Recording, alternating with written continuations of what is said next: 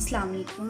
आज मैं बना रही हूँ फालसे का शरबत। फालसा लिया मैंने 1 पाव, चीनी है 4 टेबल स्पून। आप पिसी हुई चीनी भी इस्तेमाल कर सकते हैं, आइसिंग शुगर। और ब्लैक सॉल्ट है ये ½ टी स्पून है। अगर आपके पास ये मौजूद नहीं है तो आप पिंक सॉल्ट भी इस्तेमाल कर सकते हैं।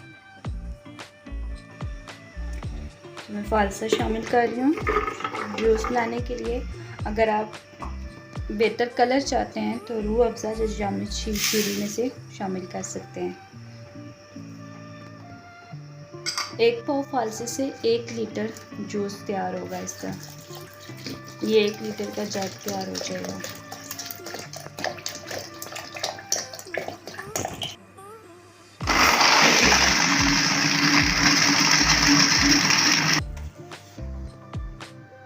अब मैं इसे छान लूँगी।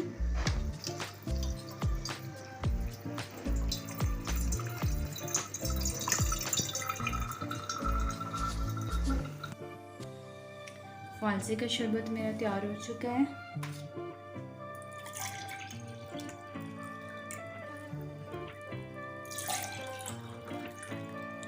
अगर आपको मेरी वीडियो अच्छी लगे तो प्लीज़ लाइक शेयर सब्सक्राइब करना ना भूलें। अल्लाह हाफिज़।